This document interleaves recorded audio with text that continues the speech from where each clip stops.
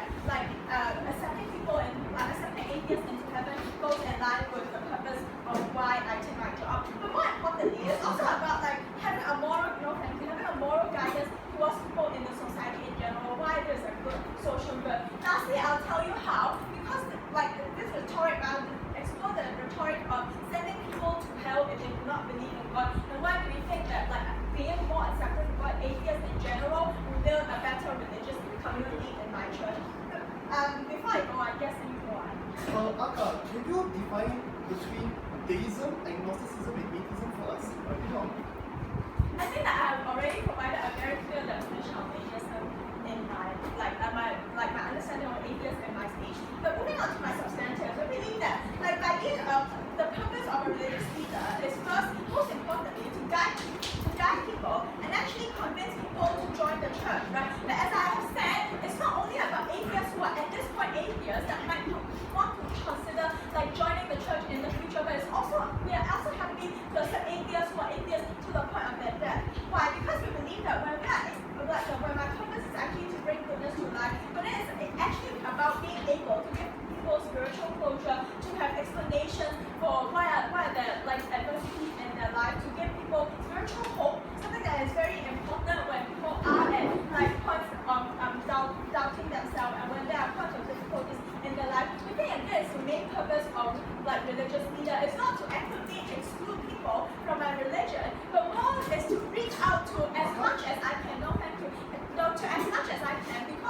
want God's salvation to be be made accessible for the greater good of like the population. But more importantly, we think that in order for us to be able, like allow people to buy into the concept of heaven, we do not have to like make prerequisites. If you want to go to heaven, you must come to Sunday school every Sunday. If you want to go to heaven, you must accept the full package. If you want to like go to heaven, you must read the entire Bible. We think that that's something that we do not want to include, like include in the idea of the church. But more importantly, why do we think that when even when atheists they do not accept the full package of religion, why is it good? Like even if they do not like accept that okay, maybe God does not exist, right? But I'm also willing to gain access and to read about the teachings of God.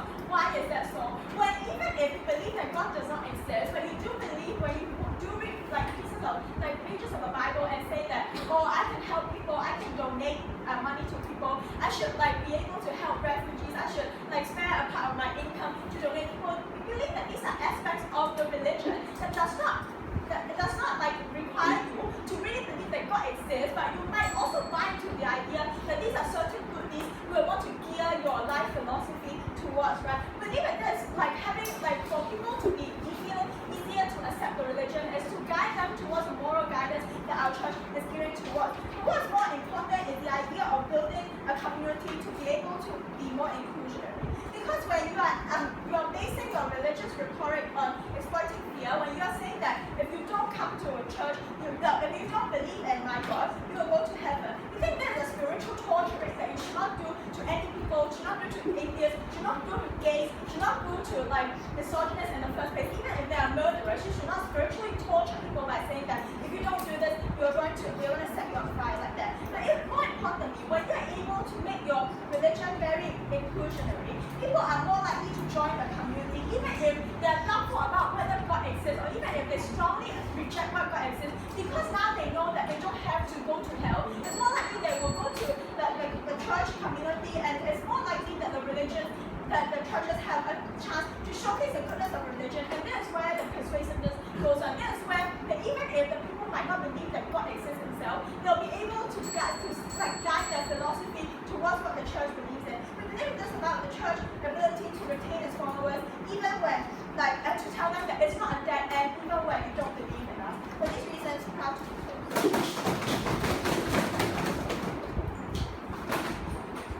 Thanks a lot for that speech. I'd like to invite Ella here.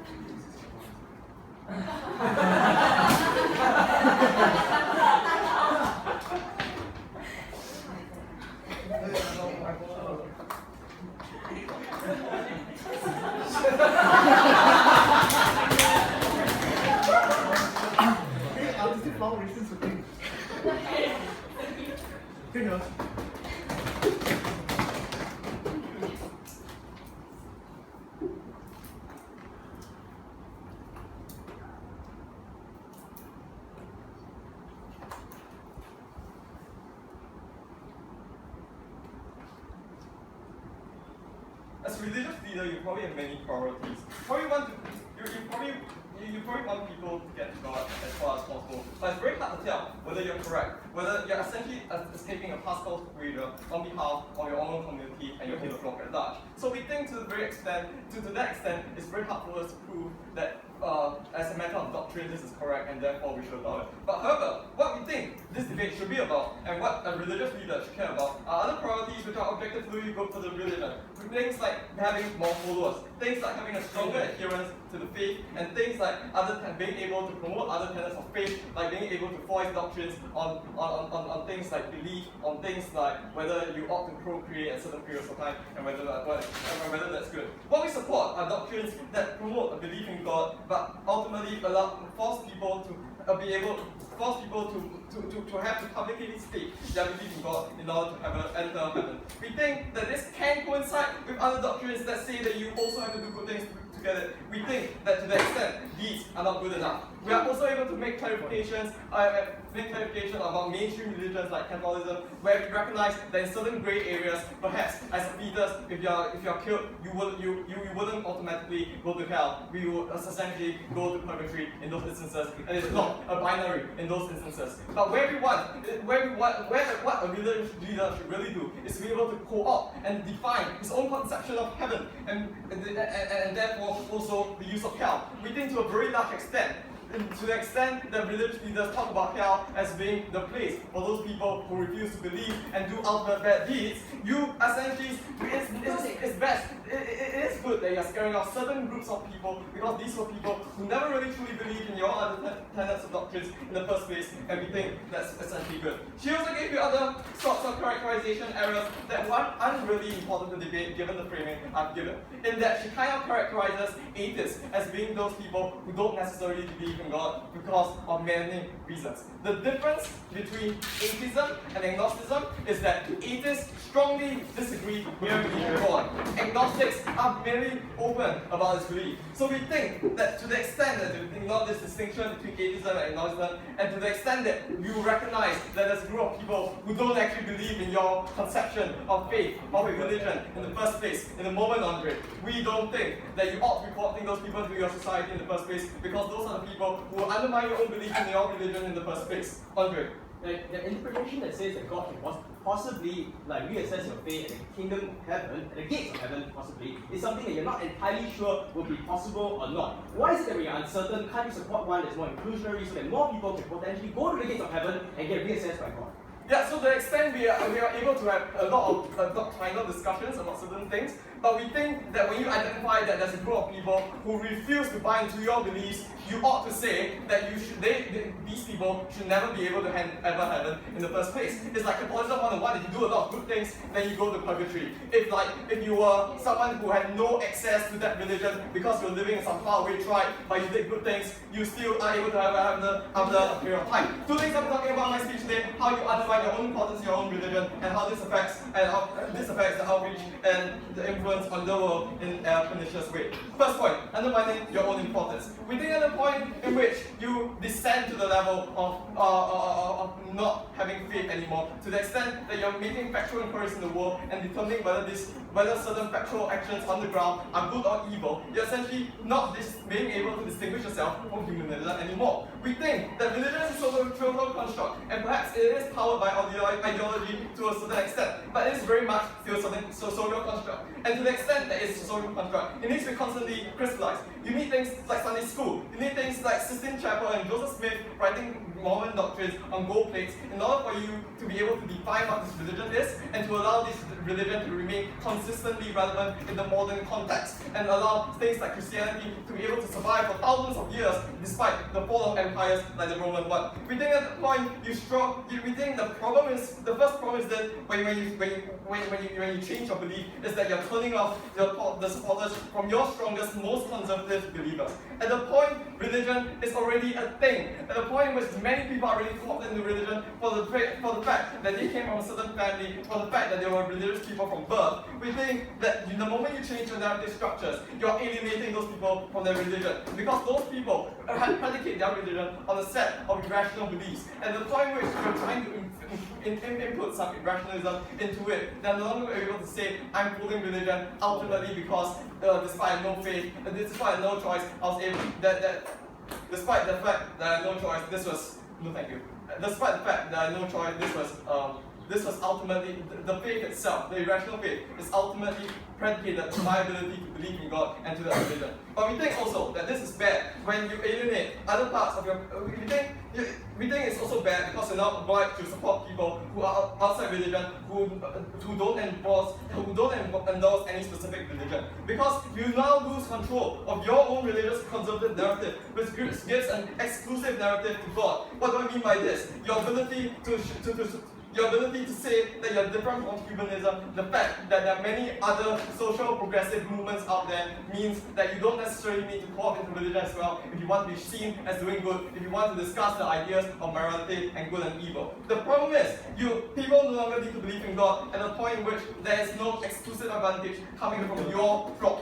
At the point in which you want to be a thing, this is bad. Second idea, how this affects outreach and influence on the world. We say that on earth, religion forces individuals to act in a good way. So we think that if you promote a narrative coming from the government that so long as it's good, you can get into heaven. It means that the masses out there cannot distinguish between good-hearted atheists and atheists in general, because a lot of it boils on a factual inquiry on whether you did good or did bad rather than your own belief in itself. So we think, firstly, you dilute your brand of heaven because you now cannot differentiate atheists from good atheists. Secondly, it means that the community, and this is what Acca talked about, community cannot have a sense of its own identity because it now hinges on very fluid and amorphous grounds, like what is good, what is evil, you don't really know in the first place. Second here, the spectral belief that we think it's simpler for people to access God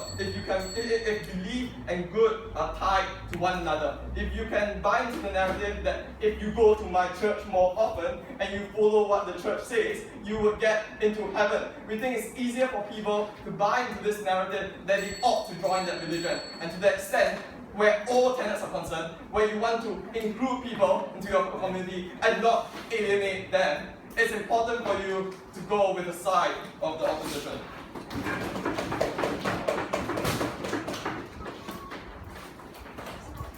Thanks a lot for that speech. I'd like to invite the media. Here.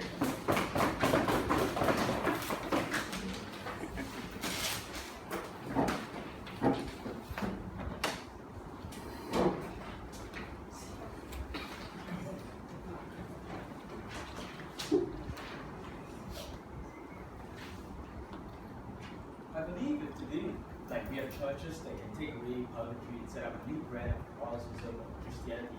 We have churches that can welcome gays because previously gays and gay sex or individuals committing such like really disgusting acts cannot enter heaven. We believe that a new brand of church, especially an individual that wants to be more inclusive, can rebrand that church and have a new congregation of people with a little slightly liberal mind of what exactly heaven means to them. We told you in Prime Minister that a lot of times, right, the concept of heaven, of encouraging people to move towards that heaven, is so that you can give spiritual guidance and closure to the individual, even if you don't subscribe to the fullest brand of the religion. It's something that was never touched on by legal opposition. So even if that person, that individual, doesn't believe in the full concept of good and evil, by the full brand of the religion, that person's route to goodness and guidance is something that religious leaders ought to be able to give to an individual because that's your purpose, and that's why, generally we give you like tax rebates for running a religious organization.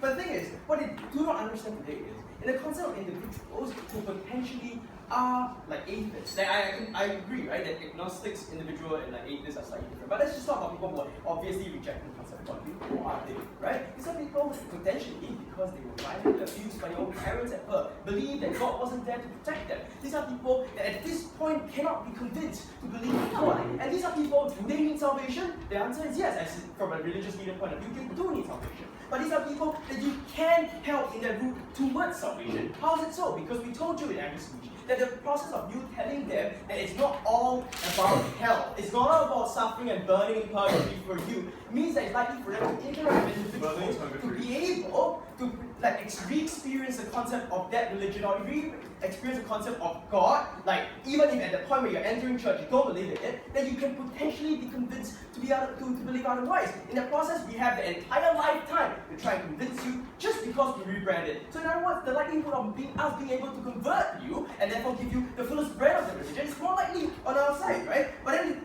the thing is, that what about people who just cannot be convinced? We think it doesn't matter, right? Because at the end of the day, will God blame you as a religious leader for trying to not try to turn them over? No, because these individuals are stubborn anyway, right? So they will be atheists to the end of their lives, like whether or not you rebrand it. And the thing is, the outcome will be the same. But the core problem here is that you as a religious leader didn't change your faith, right? That you respected what God wanted you to do. You try your best in trying to convince other people. That's not like against your religious morale, right? But more importantly, that's why I asked Colin and POI is it entirely wrong interpretation to be able to say that potentially people can be reassessed at the gates of heaven? That's not wrong to be able to say that, right? Because God is the only one that can judge you. And my interpretation of that would be that even if you denounce God here on earth, you can be reassessed again. And that means to say you alleviate your duties towards God. That means that it's entirely aligned to your religious morals to be able to let God be the ultimate judge. Do so. But then this is where Colin said, but individuals who believe in religion irrationally from birth will be damn bloody pissed off because you took away whatever their religion stood for. That's not true, right? But we believe in religion not just because this God is absolute. We believe in religion possibly because of the full spectrum of what religion may give to us. For example, a Muslim individual believing in religion could potentially see the benefits of not eating pork because it's unclean, right? They buy into the concept of unclean meat because someone told them. They don't necessarily have to buy into the full package of that. So they say that these individuals might very well stay in those religions to enjoy the aspects in which they want to derive from the religion. That doesn't force them out of it. They might be pissed off and they might want to go to a different church. But at the end of the day, if you are religious leaders, do you really care if people go to church B instead of church A? No, because your purpose is not to get as much offering profits from the most amount of congregation, right? Your purpose as a religious leader is to make everybody reach God. So even if they reach God via a different church or a different mosque, it doesn't really matter to you because that's still your religious obligation, right? But also the idea here is that being a religious leader also entitles you the authority to be able to explain and convince individuals why a slight deviance or a slight interpretation could very well be accepted. And that's why we have a lot of liberal churches out there to say that even though we don't believe in the concept of gay sex, an individual who wants to do it, we very well give him God's blessing and even allow them to hold their marriage in our church, right? This allows for individuals to be convinced by a person of authority to be able to guide them in a different way of seeing God. And I honestly don't see how God's going to penalize you when your ultimate purpose is not to hurt more people, but to get more people to salvation, right? So we think that at the end of the day, if you're not entirely certain that your interpretation is absolutely wrong and that you're still keeping your religious standard, that's not going to turn away with people who are part of the religious cult, and that's generally okay for us. But can they tell between good and evil as a result of that? Sure, right? I mean, even the 10 Commandments tell you that you shouldn't commit adultery and all that. It doesn't tie directly to whether or not you go to heaven. So people can follow standards of good and evil, even though you don't have to tag this concept of heaven to them. Yes, go. Under your veil of ignorance, are you as a religious leader willing to accept that your congregation may flock to other secular groups? But they won't, right? Because your purpose. So they're telling me they hate your secular deviance, and therefore they'll move to a secular institution. No, right? So the reason why they hate you is because they want to have a more conservative stance. So they'll switch to a more conservative church, right? No, let's talk about what's the extension coming from my WD speech, right? I'm going to tell you that the construct of heaven in itself is a subtle opportunity for you to draw people in. My concept of heaven as a Christian is very different from a concept of heaven from a Muslim, right? My concept of heaven could very well just be peace and just experience of God. A Muslim maybe can have involved some virgins in there or some rainbows and butterflies, whatever not. The fact is, I'm using my concept and construct of heaven to be able to draw people in just to that construct, my brand of heaven. That means to say, even if I don't believe in that God, I can believe in that version of heaven. And that means to say that that might very well be an angle I work towards. That means I will possibly meander my life towards that heaven, even though I don't have to cross into the God zone. Right? That's generally a good way to entice more people to join if following is your problem. But also the idea of how we are able to retain people, because a lot of backlash comes against religious institutions nowadays because we see them exclusionary. We see them as people who stand at the gates of abortion clinics, who stamp out anyone who disagrees with them. A constructed institution that is now more open to individual means that we are more receptive to individuals that come to that faith. Means we're more willing to interact with that person, more willing to travel and go to their churches and sit in their cell groups, sit in their sermon session, enjoy the music, and be possibly appreciative of the concept of religion. That means to say we have the opportunity to coach these people against the psychological traumas they have in their lives, to be able to stop their wrongful interpretation of religion and potentially move them towards the way of God. To that end, we think of religious leaders ought to be able to gather as many people as possible, especially when these people are rejected from other more conservative institutions. We're very proud to be more inclusive. Thank you.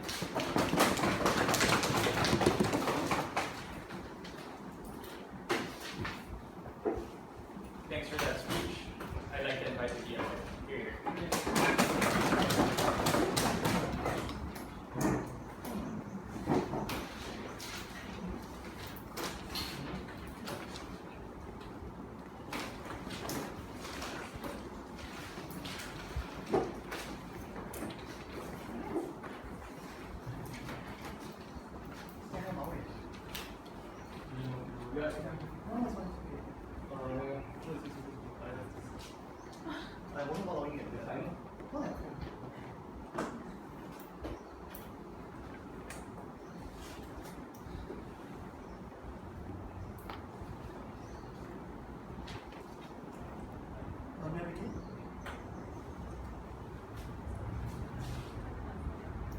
I can't really signpost my speech at the beginning. It looks like what I've got 7 extensions here today. I'll go through one by one slowly. The first thing I'm going to talk about is the necessary link between beliefs and deeds, and why belief is so important for people to do good deeds. Here's the thing. People are naturally innately evil. We like to do naughty things, and don't get found out. Religion affects people at a visceral level. If we believe, we believe the narrative that we should do good, and therefore we go to heaven. If we don't believe, we are less likely to believe human nature being a good thing, we do bad, we go to hell. So the reason why people, especially children, especially new believers, tend to do good, isn't just that they intellectualize it, it's nice if they do, but they also fear the consequences of hell. At the point where your religion gives up the power to influence belief, by saying, okay Tony, if you don't believe in God, you can still do good deeds and go to heaven. You've taken away the cornerstone and the visceral reason as to why people do good, and that's one less reason for people to pick your religion versus humanism, which is now religion-like without the extra calories and extra obligations. That is a bad thing at the point your religion is a thing that you want it to continue. Hence, proving Colin's extension that belief is critical to do good in the world. My second argument extension will be on the value of having hell. I can't believe I'm saying this. So the argument there is that say hell is a very powerful way to browbeat people to submission, and we really shouldn't do it. Now, here's the thing. You are not a humanist. You are a leader. You presumably want your religion to stand apart. Humanism, in the belief that you can do good deeds and move anywhere, is something that doesn't help you as a person because you have less followers, as Colin says, you have less influence. Presumably your ability to do things unique in the world is diminished. It's okay to have help because we are okay with trading off some believers for a more closely knit group of believers who identify strongly and to do things that you want. Especially because, number one, kids are important to culturalize into your belief system, and especially number two, most people cannot be convinced on the intellectual level to do good at first. They are often convinced on the visceral level. So the value in trading off, including everyone in your global religion, kumbaya, oh my lord, is that a smaller, more obedient group of believers is lukewarm religion into adequate. No.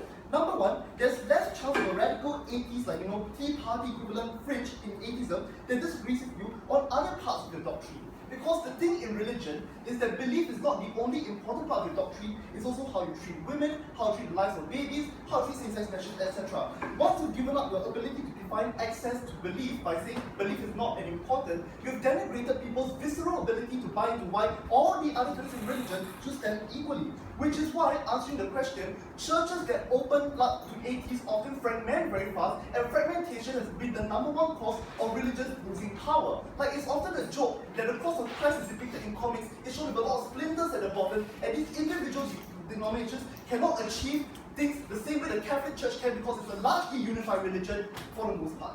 Now, we also furthermore believe that you diluted your unique appeal to believers. So even if you assume the best case that you want people to go to God and find goodness, they'll go to humanism. So here's the contrary that Colin posed to you. As a religious leader, you behind a veil of ignorance cannot tell whether God exists or not, because the way you interpret religion affects how other people see God. But you as the leader probably don't know except your own faith. This means that beyond a veil of ignorance, whether you go to God is a wash on both sides. This means you now have to move to other criteria of what a religious leader should do. These include things like ensuring that people adhere to your cause and people do good. These are things that you can objectively say are harm when you take away the cornerstone of what it means to be Christian, Muslim, etc. Yes, Andre? I believe in God not because like there is a threat of heaven or hell. I believe in God because I feel that I can experience God being around me, this invisible force that I draw empathy from, and it doesn't matter. That's why I adhere to the Ten Commandments, even though they don't send me to hell. Andre, that's great. I heard the exact same rhetoric coming off a New Age Karma teacher who told me I believe in the goodness of humanity because I believe in the calming aura around me that draws goodness into me and when it pushes out into the world, Kundalini Yoga. So that like it's okay to do it like Andre does. But you forget that the law of religion, especially among children, it starts with the innate belief that if I don't say that I love God in public, I will go to hell. And it's the visceral level that also prompts the later intellectualization of belief, where as an adult, standing here, intelligent debater, come up and say, I do good because it's the right thing to do. The religious belief is the cornerstone of forming everything else. Now, third and fourth and fifth and sixth extension, okay, they're all here. Now, the third extension is why it is important that we need to have religious standards. The argument coming off Acca Andre here is that some people don't know God because they're childhood traumas. Let's be sympathetic to childhood trauma. I don't want to create equity violation right here. But if you want to help people who are victims of rape and suffering, it is important to show them charity and kindness. But salvation is a completely different thing. Because salvation and helping people are not the same class. Salvation implies a stated belief in your religion and is a higher bar of responsibility to unbelievers versus believers. We further put it to you that the importance of belief is that it can help these people the most as a condition. Because it is belief in a God and a stated belief in a God that creates a narrative that I want to say something, I want to find meaning in something more than this. So doing goodness is not enough to heal the psychological brokenness of people with a God-shaped void in their hearts, and which is why belief is so important to helping people on a spiritual level. Then they argue, the fourth extension in rebuttal, that they say if people are 80 to the end of their life, they need to do something about that. I will not extend and show you why really it's okay for religion to have outer boundaries. Because honestly, if they don't believe no matter how we try, that's really not a problem. That is why Christianity, Islam, Zoroastrianism all say we will treat unbelievers with kindness, but they cannot get to heaven. Because there is a balance between treating the rest of the world as kind versus ensuring that your chosen go the extra mile to do more things for you and go to heaven. Because when they say that we want to let God judge whether people should get to heaven or not, you have lost your innate uniqueness as the path to God. So if you want to let everybody judge, people are going to go to Kundalini Yoga and all that, because that kind of thing doesn't impose the kind of cost to do good in the world, which means you lose your power as a galvanizing social movement. Then fifth thing, they say, oh, it's bad to reject gays and abortion. Well, we can require, as Colin said, believe and do good, means love gays. The end of story. They further say that all conservative people will not reject the religion because they believe in other things.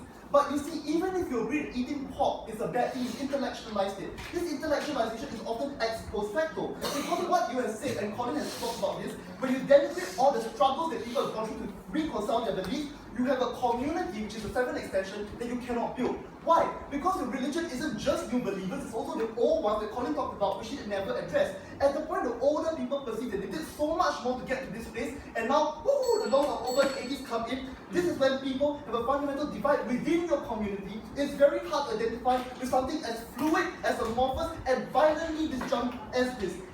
This is why nationalism is a thing, not global humanism. So what we stand for as a religious leader is a united flock, smaller though it may be, is the ability to influence the world no matter how irrational it is, and it's recognizing that people with God-shaped hole in their hearts, that if you throw away the notion of belief, you will never get their souls to heaven. Read all books.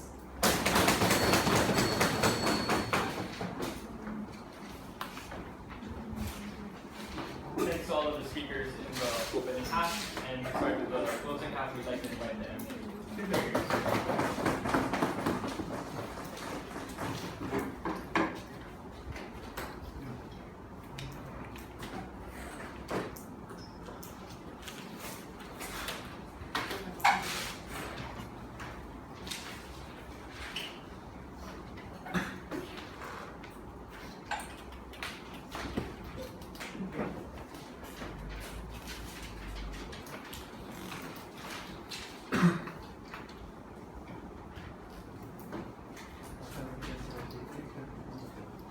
This is the target trend.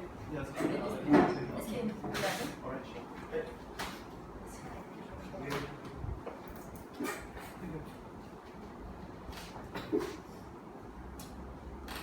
Look, we believe the problem with opening house debates is that they treat religion as a corporate entity. They just want to get like more followers point blank, or just wants to be able to grow in its influence, or be like the only person that's like the pathway to heaven. We don't think religion is like that. We think that if you're a religious leader, all the more so, they're motivated by some kind of inherent good, some kind of inherent faith in the religion that you're participating, and some kind of inherent humanitarian like interest, right? So ultimately we think the religious leaders don't just want to do what is purely utilitarian, but also want to do what is right. That is why one of my extensions is going to be about like assuming you're a religious leader, is this policy acceptable in a theological sense? But before that, I'll do another extension which deals with most of opening house debate, which is what is the actual purpose of religion? Rebuttals everything integrated, right? Okay, what is the actual purpose of religion? The first thing that opening government told you is that religion is fundamentally an accepting and inclusive one, rather than one at war with other groups of atheism.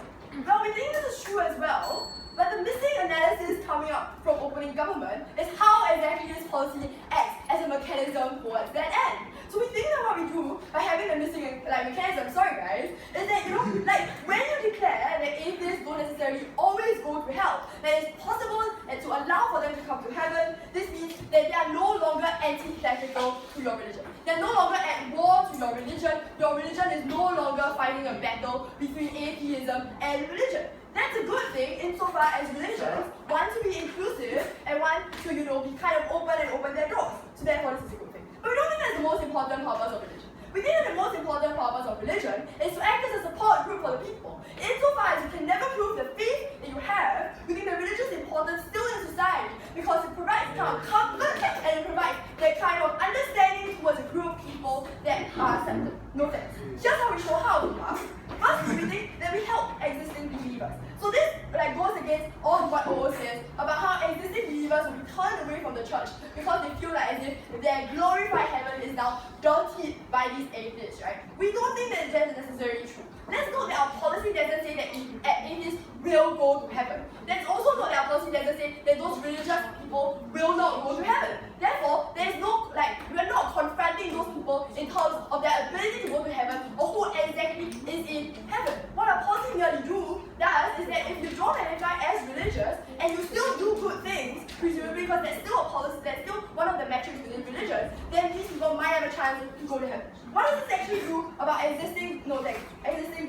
We think at the point in which you cannot be a perfect Christian, there has to be a dichotomy between your actions and your identity as a Christian or as a religious person, right? So therefore, it is untrue that Lucas tells you that you don't necessarily have to choose between beliefs and actions. You actually do, insofar as you prioritize them to your followers. Therefore, we change the behaviors of these followers, right? Because at the point in which the turning point for when you do access heaven or not is not predicated on whether or not you are religious or not, it's predicated on your mere actions. That means that people prioritize those actions over particular religious identities. We think that's a good thing insofar as it allows people to be better people in general, that they focus more on maybe treating like a stranger kindly or being a good Samaritan, rather than necessarily just praising God and ostracizing other people that's not part of their religion. Sure. Will you be happy if more people were good Samaritans but your religion faded into utter obscurity? Okay, we think that at the point in which more people are good Samaritans, that's probably a good thing. At the point in which organized religion has such a strong hold on the world, we also don't think it's they're going to fade into oblivion, right? you're trying to make me choose from. Okay, then we think that secondly, this deals more with like whether or not what we do good in the world, right? We think the second group of people that we want to be a support group for are potential converts. To the extent that we think potential converts are not persuaded by you saying, hey, look at us, we're a religion that's an exclusive club, you can join us if you say you're one of us. We just don't think that that's persuasive because they inherently were not part of the exclusive club and therefore don't buy into the exclusivity. Therefore, we think that Lucas just asserts that being an exclusive community and having strong religious identities is a good thing. We actually think that those strong religious identities just basically alienates you from the people they are trying to bring into the fold. Then why is this important, right? Because we think the fact that there's a cognitive dissonance within the minds of these people they're trying to persuade. At which point they probably have atheist friends or know of atheist people who do good things as well, and the church says you can't really come into heaven because you're atheist. They then have to think either the atheist friend is secretly somehow inherently evil and therefore cannot go to heaven, or the church is wrong in saying that as an atheist you definitely cannot subscribe to their religion, or you cannot subscribe to those religious moral beliefs or like moral goods that you do through your actions. Therefore, we think it's more likely that they side with their atheist friends just because they're friends, more so than the church that ostracized them and said that if you are not one of us, you will go to hell and you will burn in fire and brimstone. That's a bad thing. Therefore, we help convert more people. But thirdly, we also think the important group that we're trying to be a support system for are minorities that are traditionally discriminated. At which point, if you say that if you are not part of the church, or you are not strictly according to like the scriptures of the church, you are an other, you are an atheist who will go and burn in hell, we think that it's horrible that you are judging them. Insofar as the same mechanism of judging atheists for going to heaven, no thanks, or going to hell, is the same mechanism for which you judge other people who are, for example, LGBT for not following those religious rights, no thanks. That mechanism then discriminates them. It's much better to focus on actions rather than beliefs. Lastly, we think that Christians and atheism isn't just a complete distinction, right? There are lots of Christians that become atheists and lots of atheists that become Christians. At which point, there are probably going to be Christians who backslide and become atheists. We think that you close the door on them ever coming back if you say immediately that you are going to hell and we absolutely hate your guts. We think that we want to give those people a potential ability to be saved in our conception of being saved, and therefore we shouldn't alienate them. Second extension then about how we assume, assuming religious leaders are want to be theologically accurate, can this possibly be acceptable? Not that important, just trying to preempt closing off, right? Fundamentally, we think that it's theologically accurate that only God can judge you. Insofar as in the Quran, it's actually bad, actually not allowed to say that other people are disbelievers and heathens, or insofar as only God should have the authority to judge you because otherwise you're becoming a false god in Christianity. We think that it's theologically accurate to do this. But more than that, we also think that in the interest of religious leaders, they don't want religious institutes to purely become political ends to shut out, for example, the debate on gay rights. We think that they want to be religiously accurate and include people as much as possible. To the extent that they believe that inclusivity is important, we think that we, are relevant in this. Therefore, go inside closing up.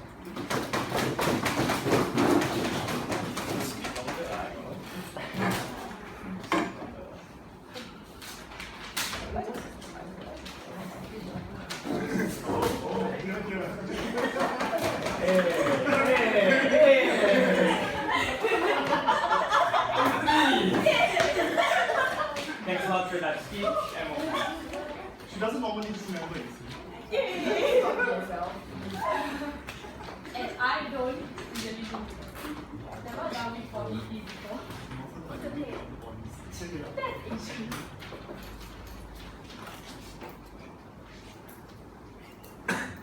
I cannot believe that CO is going to be the first team in this debate to talk about what is an atheist and what their reactions are going to be to this change in doctrine. We think that's an important part of this debate that should have obviously been done before this. But one clarification before we go on. This debate cannot be about what God will do with this policy. Right? So it really doesn't matter.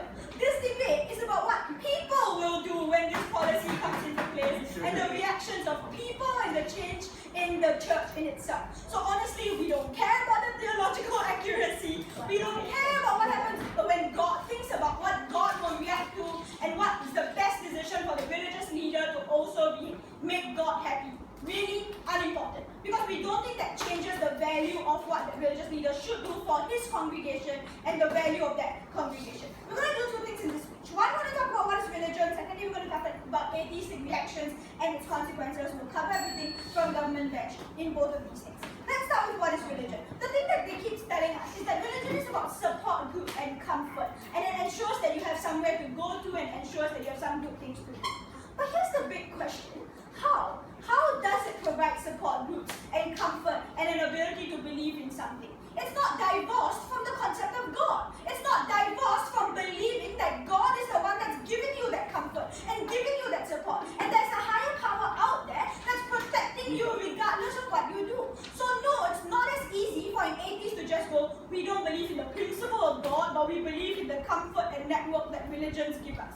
Because those two things are connected, and you cannot take one and not the other. So no, OG, it's not relevant in this debate to bring atheists into the fold because they can still be atheistic and have the network, because those two things are mutually exclusive. So no, that's not how religions function. But then there's this whole thing, let's make morally good people and have more people do more good things. We're going to make a radical claim in closing opposition that good Samaritans and moral good and good deeds can be taught without religion. That individuals who don't believe in God and individuals who don't believe in the doctrines and scriptures of God are also good people and don't necessarily need religion for the context of good and evil. So if the religious leader really wanted to teach people to be good, they didn't need to talk about the concept of heaven at all. They didn't need to even involve the concept of heaven and hell in order to achieve this concept of good Samaritans and individuals who deserve to do good in society.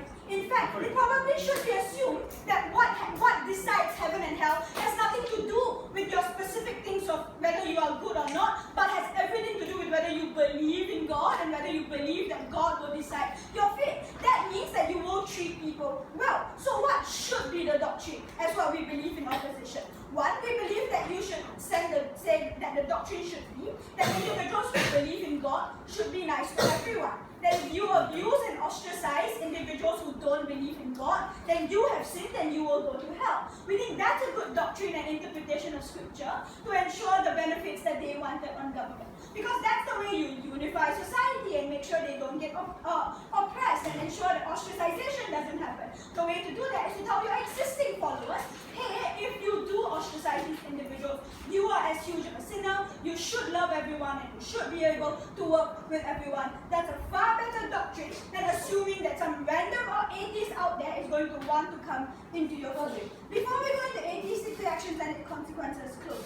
Okay, so how do you not ostracize people but at the same time tell people that they cannot go to heaven and they will go to hell if you don't believe in your religion? That's fundamentally ostracizing and exclusive. That's because we believe that doing good has nothing to do with heaven and hell. We think that you can as an individual be atheistic and you can as an individual do good in society, be a good Samaritan, live a good life and have nothing to do with religion and still coexist in society. Now you can as an individual be heavily religious, believe in God, believe in the concept of heaven and hell, know that your next door neighbor is an atheist, in your mind believe that he is possibly going to hell because you think that that's going to be the case, and still treat him nicely, and still treat him with love and care and concern and be a good human being to him, because that is a good thing in society that we want to achieve, rather than just assuming that the only way these two people will coexist is if everyone believes in heaven and hell. That's not how this works. So let's go into atheistic reactions and consequences. And let's look at what is an atheist to begin with, right? Because this definition that was like wishy-washy on government as to what or why people are atheists just doesn't make sense.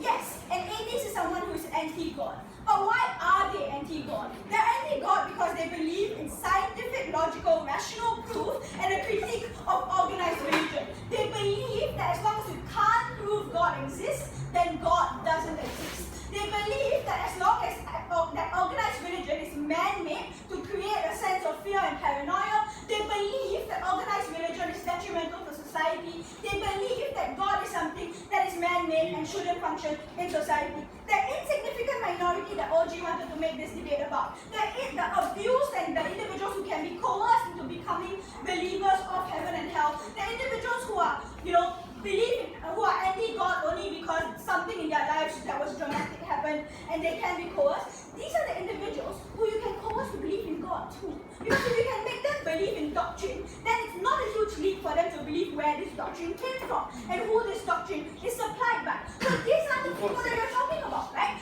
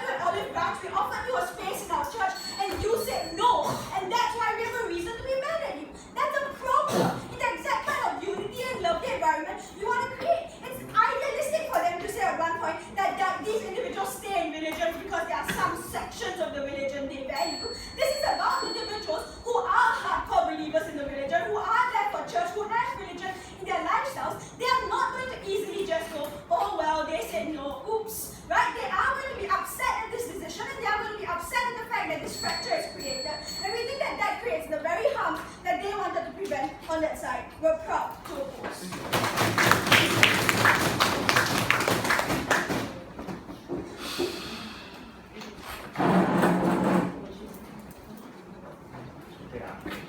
Alright, thanks a lot for that speech.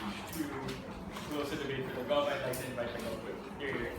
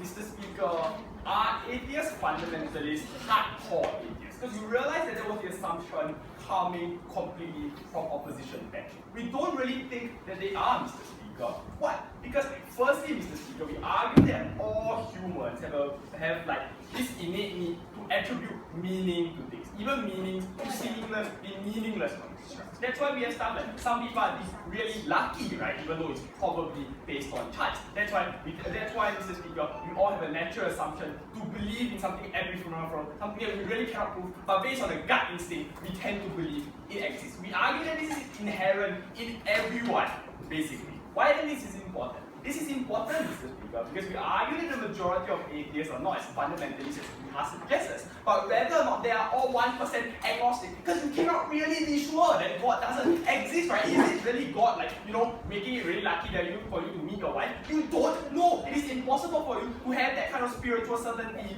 on both sides. That's one. Fundamentally, but more importantly, Mr. Speaker, why is this relevant? Because then you realize that whatever Viha said about how atheists are gonna laugh in our face, which is contrary to Sarah's extension, doesn't make sense. We argue, Mr. Speaker, like what Sarah said in her characterization, that in the status quo, atheists, Mr. Speaker, most of them have been born like in theistic households in the very first place, right? Because look at it, religion still affects 80% of this of the population in this planet. Or like it just makes sense that it's highly plausible that the greatest number of people of atheists are converted from those people because for whatever reasons. We argue that, Mr. Speaker, insofar as to allow them a road towards salvation, you are able to bring these people back because we argue that they will fundamentally laugh in the first place. That's one. Secondly, but most importantly, Mr. Speaker, going into my class, firstly, what then is the metric that a religious leader should take? Sit down. Viha laughed at Sarah when he said that God is insofar important. We think that that's really stupid.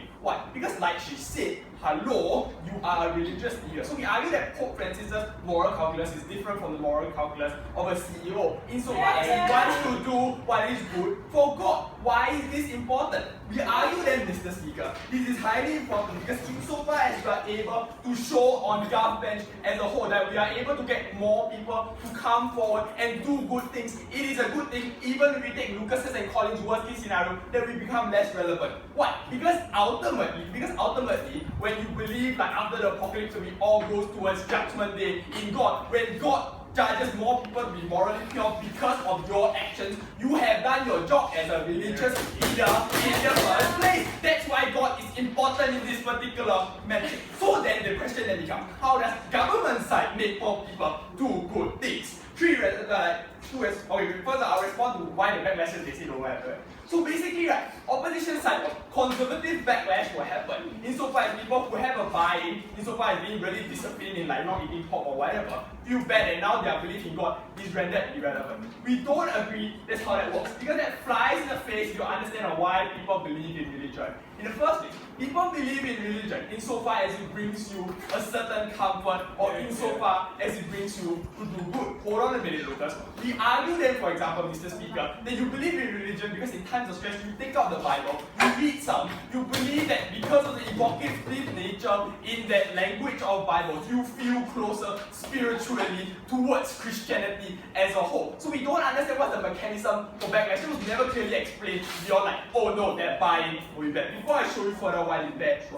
If your concept of good involves protecting the lives of the unborn, and if the world abolishes religion and goes to find God, but the definition of good is subjective within each individual, how will you ever stop people from aborting babies? Because we argue that fundamentally that's not the issue. He's talking about abortion insofar as one singular issue. We want people to do generally be good things, like we treat people you meet on a daily basis nice. Why then is his question irrelevant? Because we argue that the good that religious, like a religion advocates in your daily lifestyle, which because it is in your daily lifestyle, is really a more important than like abortion, which most people luckily never have to mention, is that it is intuitively a good thing. It is intuitively a good thing. For example, Mr. Speaker, we adopt the gender pronoun policy because it makes people nicer, because we make like transgender people comfortable in our lifestyle, right? People who are religious ultimately do good things in our life. Do good things. People in our daily lifestyle believe that religion is a good thing, insofar not because they believe religion, not because they believe in God, but because they believe that belief in God makes them do good things. That's fundamentally the analysis that was never clear, that came out in Sarah, what was just blatantly dismissed from CO in the first place. That's why, Mr. Speaker, we argue that she's relevant. More importantly, we are the most relevant in the debate in so far. Second response, for Lucas, basically he just said that somehow your church was splintered. First response, Mr. Speaker, can you really conceive like how the Catholic Church was splintered? We don't really understand. There was no clear mechanism analysis coming up from it's really late, it comes up CEO. Real change then happens, Mr. Speaker. Like when Martin Luther comes forward, when he questions the theological basis. Oh yeah, important. Like, wait, sit down. We argue they question the theological basis of the church as a whole. And that's why Sarah's extension was important. Because she argues that in the status quo, the church is theologically wrong and factually wrong to think that atheists are not in heaven. Why? Because if you realize, Mr. Speaker, that every member, that every church or every religion has a fundamental belief that you should not be a judgment, you should not be an arbiter, you should not be a judge on this world. You should not sit down. You should wait until God judges for you. That's why we argue that in the status quo, insofar as you are making a value judgment that atheists cannot go to heaven, you are committing a theological fault. We argue then, Mr. Speaker, that the church should bring itself to be theologically more relevant, to be more like morally pure, like Lucas says in the first place. And we argue that that's how you bring yourself forward in the first place, right? That's the narrative that we are trying to create. Never responded from CO. But lastly then, why ultimately, Mr. Speaker, do we still on the metric make for a better church? Because they said that ultimately their aim was just getting more people to come forward in the first place. We argue that then you have a massive positive draw towards everyone in the first place. Why? Because people cannot reconcile their friends who are atheists, who do good things, who treat them nicely on a daily basis as going to hell. Therefore, as these individuals, you have two metrics. Either A, you believe that somehow these people are going to hell, which is like intuitively wrong, or you believe that the church is wrong. We argue that our policy corrects this disjunct for thousands of people who question their faith, who sees the church as fundamentally irrelevant in the status quo. For all those reasons, we are very proud to propose.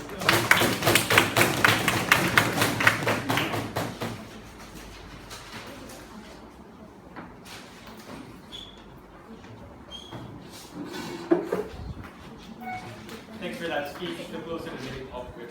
Oh, no problem.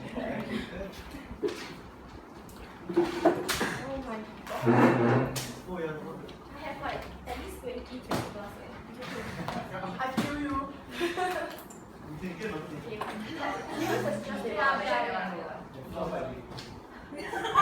I might need it. Ayo, serious. This one. I don't want to. No, she looks like she's getting insecure though. I thought she's getting I think you got more paper in your hand. I think Oh my god!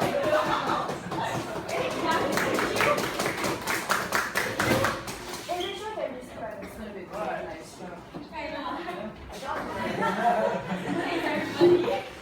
paperweight. and you see the one. Excuse me. Okay. This is really straight.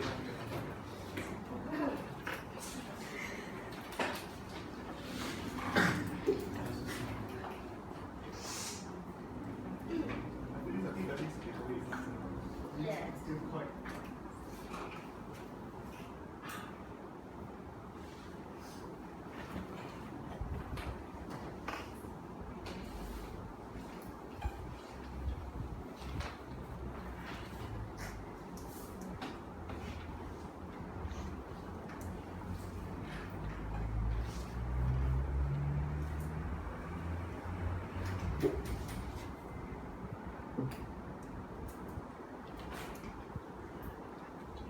Ladies and gentlemen, let us first understand one thing.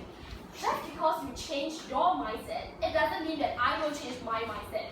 Just because you make me and invite me to join you to go to heaven, doesn't mean that I will accept your invitation. This is the stance that opposition has made it very clearly right from the start. Okay, first to differentiate us from like the opening opposition, right, is that our primary focus, right, is how atheists react badly towards whatever they are trying to do today. Okay, and now towards like the government side, right?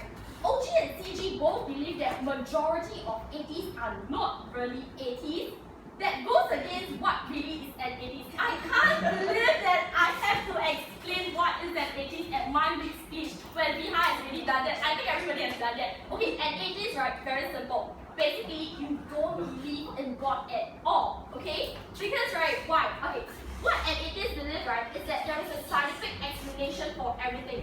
Just because you haven't found a scientific explanation to explain whatever that is whatever that is happening now, doesn't mean that you wouldn't in the future. No, thank you.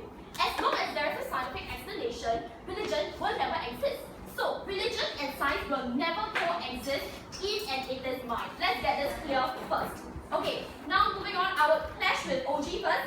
2 points of clashes. First, on the purpose of a religious leader and building a community, and second, on what God will do.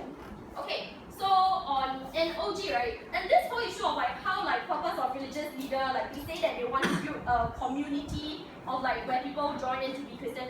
Okay, firstly, right, we agree. Yeah, we agree. But then right, we need to understand that it's not going to work because status quo is that this atheists, right, already know that they are going to hell. And if they already know that they are going to hell, the very fact that they know that they are going to hell and they continue to remain as atheists means that they don't really care whether or not they go to heaven.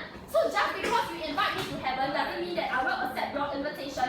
And obviously, this is not going to happen. And what is then going to happen next, right, is Viha's extension of what the atheists, what the religious followers will then, how will they then react badly to it? Because they will be angry at you. You don't even follow your moral values. This is what the backlash is, and then they fail to clash, the opening has failed to clash with. No, thank you. Okay, on the second clash with like OG, right, they talk about this whole issue of like how God will penalize you, right? Okay, let me explain to you, is that Viha has already told you, right, that this whole debate is not about what God will do, because nobody knows what God will do. Who can tell me what God will do? You raise up your hand now. Nobody can. Nobody can. No, thank you. Everybody knows that you sit down. The thing is very simple. It's about what humans will do. Because what God will do, I mean that, yes, we respect God, but then we will never know what they will do. We only know what we will do, right? And we already told you that the atheist people, I will never succumb and will never believe and will never join you in your religious belief. And then your followers will then be angry. They will backlash like what Viha has already explained to you. With this, I conclude and that we have tried OG. Okay, now moving on to CG, right? Now moving on to, okay, my clash with CG, right, is that in CG, they assume, no thank you, they assume that all atheists are potentially Christian, which obviously isn't true, right? We already told you that what the definition of atheist is, and I refuse to explain once again because I think that this has gotten too many attention and I already told you what atheist is anyway. No, thank you. Okay, so firstly, okay, what CG say is that, right, they wanted a community of good Samaritans. The thing with like this good community of Samaritans, right, help like more people, etc. Right? Firstly, that's not how a religion functions. Like, all your religious moral value, right, is connected to what God wants you to do. This is Viha's first extension. We have already told you right from the start. Yes. So, it coexists, right, and this cannot be separated. And if these two things cannot be separated, right, what CG does, right, what CG does, right, will never ever happen. And anyway, by the way, right, they failed to clash with us on this issue of okay, moving on, right. You see that this whole thing about like, okay, forget about it, I'm not talking about this really. Like, it is science, I already explained too many times that okay, before I move on, I'll give it to Andrew. Andre, as a religious leader, you want people to come to the church and experience the grace of God, hopefully try to convince them. If atheist concerns are directly opposed to your concern in believing God, and heaven is still more appealing, why would you want the opportunity to welcome more people to the church? Yeah, I would appreciate if you use simple English. If heaven can attract people that will otherwise be turned away because they cannot believe in God, why don't you use that to welcome more people to the church in the grace of God? Thank you. We didn't say that we don't want to welcome. My point is very simple. We say already, as an atheist, you'll always be an atheist. Just because you invite you doesn't mean that I will accept your conversation. I've already told you many times, so thank you. Okay, so back to CG, right? Even if like all the unity didn't happen and all the religion doesn't get shut down, and all the religion does get shut down, right? We think that that's okay because that's the right thing to do. Okay, let me explain to you, and I think Viha has already done so, but I'll just do it. Okay, a religious leader. What is the point of a religious leader? A religious leader job, right, isn't just for you to make like right decisions. Your job, right, is to sustain the church, to make your church and individual do good things and go to heaven. Okay? Listen first, number one, you need to do good things. Number two, you need to go to heaven. Okay? But what they are saying, what the government is saying, is that the religion, okay, what they are trying to do is that religion alienate the people from doing good. Because what they are saying now is that you can do good things and go to heaven without believing in your religion. Which cannot happen. I told you already, you need to do good things and both go to heaven, and then you must believe in your God. But then the thing is that they don't want to believe in your God now. And they say that you can just do good things and go to heaven without believing in your God. Which obviously cannot happen, right? We already told you many times already. So we told you that, okay, so what have we told you today? We told you how they actually is going to backlash charities, right? We told you that, okay, basically the stakeholders involved today is that as a religious leader, my job, right, is to make sure that people do good, people go to heaven, and people believe in my religion, which Viha and I have done it. Okay? Secondly, on my stakeholders of like on the atheists, right, is that since we cannot persuade them, right, we don't want to touch them. We really don't want to touch them because there is no point. They